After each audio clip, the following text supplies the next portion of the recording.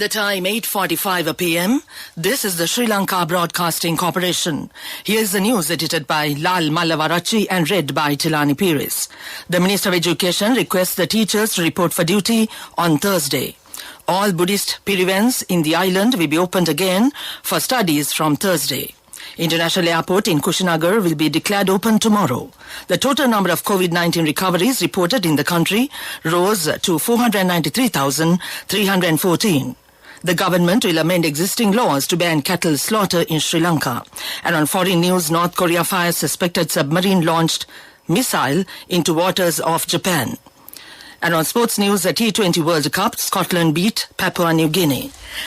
The Minister of Education, Dinesh Gunawardena, requests the teachers to report for duty on Thursday. The Minister observed school preparation activities several schools in the Colombo district today. He told the media that he believes all teachers would come to schools on Thursday without causing inconvenience to students. Meanwhile, Secretary of Non-Academic Staff of the Minister of Education, Ajit K. Tilakaratna, says that members of their union will report for duty from the 21st of this month. The State Minister Vijitha Berugoda says that all pirivens in the island will be opened again for studies from Thursday. All Buddhist pirivens have less than 200 students. They are now set for studies by sterilizing the classrooms and buildings. The State Minister further said the date of opening of Sunday schools will be notified later. Discussions with all incumbent Theras of the Sasana Rakshana Balamandala island-wide are being conducted in this connection. Meanwhile, Secretary to the Minister of Education, Professor Kapila Pereira, said that special programs have been introduced to make children familiar with the schools again. The International Airport in Kushinagar will be declared open tomorrow on Vap Poya Day. The inaugural international flight at this airport will be operating from Colombo, and the flight will leave Sri Lanka at 5:30 a.m. tomorrow. The inaugural ceremony will be held under the patronage of Prime Minister Narendra Modi. Kushinagar has a preeminent position given that the Buddha attained Mahaparinirvana here. It may be recalled that Prime Minister Narendra Modi had announced during the virtual bilateral summit with Prime Minister Mahinda Rajapaksa on 26 September 2020 that the first international flight to Kushinagar will be for a group of Sri Lankan pilgrims. The delegation from Sri Lanka on the inaugural flight shall be led by Minister Nama Rajapaksa. It shall also consist of 4 state ministers and 1 MP in addition, close to 100 senior Buddhist monks. The Sri Lankan delegation will also visit Varanasi during their stay in India. With the opening of this new airport, Sri Lankan pilgrims will be able to easily visit several North Indian cities, including Buddha Gaya, Kushinagar and Saranath. This news broadcast comes to you from the Sri Lanka Broadcasting Corporation. The Ministry of Health says that 339 more COVID-19 patients in total were discharged from medical care today. This brings the total number of recoveries reported in the country to 493,314. Since the outbreak of the pandemic last year, Sri Lanka has confirmed as many as 532,218 cases of COVID-19. According to official data, 25,397 virus-infected patients are currently receiving treatment at hospitals, treatment centers and homes. Meanwhile, the total number of people who died of COVID-19 infection in Sri Lanka moved up to 13,525 as 18 more fatalities were confirmed by the Director General of Health Services yesterday. The latest victims include 9 males and 9 females. Chief Epidemiologist Dr. Samita Ginige says that Sri Lanka is confident of reaching the COVID-19 vaccination target given by the WHO within the next 2 to 3 weeks by fully vaccinating over 70% of the population. He states that after reaching this important milestone of vaccinating 70% of the country's population in Sri Lanka would then be fully protected from the COVID virus and would be among the top 10 countries that completed successful vaccination. That ends local news for now. A mother knows the pain of each member of the family. Siddhalepa, the trusted relief for aches and pains. An effective therapy for relief from cold, sneezing, flu, headaches, swelling due to toothaches, rheumatic, discomforts, and muscular aches and pains. Siddhalepa, the Vidya Mahatmya in every home.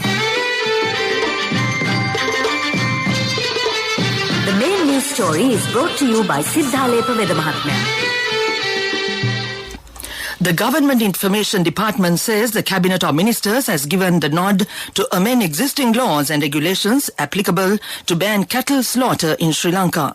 Approval of Cabinet Ministers was granted recently to prohibit cattle slaughter in order to increase local agriculture and local milk production and to amend the laws and regulations applicable to it. Further, it gave the green light to amend bylaws passed by local government institutions in relation to cattle slaughter. The Attorney General has certified that the relevant bills are not clashing with the provisions of the Constitution. That was the main news story. The main news story was brought to you by Siddhalepa Vedamahatmya. Brush your teeth twice a day for healthy teeth and gums. Supiriviki and Kakulu, your trusted brands in oral care for many years. Supiriviki Ayurvedic toothpaste for adults. Kakulu Ayurvedic toothpaste for kids. 9 Ayurvedic ingredients of Supiriviki will protect your teeth and strengthen your gums. Supiriviki and Kakulu, products from Siddhalepa. And now in Watchlight. Health authorities urge the public to act responsibly by following health guidelines during the next few days to prevent the spread of COVID-19. Deputy Director General of Health Services, Dr. Hemantha Herat, says that though the caseload has declined considerably, the danger is still there. So the people should further continue to maintain physical distance, wear masks, wash hands and all the other instructions given by the health authorities. Chairman of the Public Health Inspectors Union, Upul Rohana, also warned that there is a possibility of increasing the number of COVID-19 positive cases over the next few weeks due to the irresponsible behavior of the public during the holidays. That came to you in Watchlight. World News. World News headlines first. North Korea fires suspected submarine-launched missile into waters off Japan. UN plans nationwide polio vaccine campaign in Afghanistan. Diver finds 900-year-old Crusader sword off Israel's coast. North Korea has fired a suspected submarine-launched ballistic missile into waters off the coast of Japan, South Korea's military has said. Pyongyang unveiled the missile in January, describing it as the world's most powerful weapon. It comes weeks after South Korea unveiled a similar weapon of its own. North Korea has carried out a flurry of missile tests in recent weeks, including of what it said were hypersonic and long-range weapons. The UN has announced a nationwide polio immunization campaign in Afghanistan for the first time in many years. Children's agency UNICEF said they had the full support of the Taliban for the project due to begin in early November. The Taliban will also allow female staff on the campaign and provide security to the teams, the agency said. In the past, the militant group have opposed vaccination, falsely claiming it was a Western conspiracy to sterilize Muslims. An amateur diver exploring shallow waters of northern Israel has found a sword thought to have belonged to a Crusader knight 900 years ago. The 1-meter blade was discovered by Shlomi Katzin in shallow waters of Haifa. It is thought the sword, heavily encrusted with marine organisms, resurfaced after the shifting of sands. The Israeli Antiques Authority, IAA, said that once cleaned and analyzed, it would be put on public display. Back to the world news headlines. North Korea fires suspected submarine launch missile into waters off Japan. UN plans nationwide polio vaccine campaign in Afghanistan. Diver finds 900-year-old Crusader sword off Israel's coast. That ends world news. And now in development news. 450 small and medium-scale irrigational tanks in the Polonnaruwa district will be developed under the Vari Saubhagya program. Siamala Gasväva in Polonnaruwa has already been developed by spending 3.5 million rupees. Over 400 farming families have benefits from this tank. That came to you in development news. Sports news. Scotland took a big step towards qualifying for the Super 12s stage of the Men's T20 World Cup with a second win in 3 days. Scotland, who shocked Bangladesh on the opening day of the tournament, beat Papua New Guinea by 17 runs in Al Amarat, Oman. Richie Berrington hit 70 off 49 balls and Matt Cross 45 from 36 in Scotland's 165 for 9. PNG slipped to 35 for 5 before being bowled out for 148 in the final over. That's sports news. Cash through NSB globally and win wonderful gifts locally. Will you be the lucky winner of the NSB Golden Jubilee? 50 gold sovereigns for the top prize winner of the NSB Golden Jubilee. Scooters for the 10 second prize winners. iPhones for the 10 third prize winners. Mountain bikes for the 29 fourth prize winners. From October 1st, 2021 to September 30th, 2022. Remit a minimum of $100 or an equivalent amount in any foreign currency through NSB U Trust for 6 months consecutively. Send more money and increase the chances of winning. Business News. Sponsored by National Savings Bank. The safest place for your money. The All-Ireland Egg Producers Association says increasing the prices of eggs is inevitable unless necessary steps are taken to reduce the cost of production.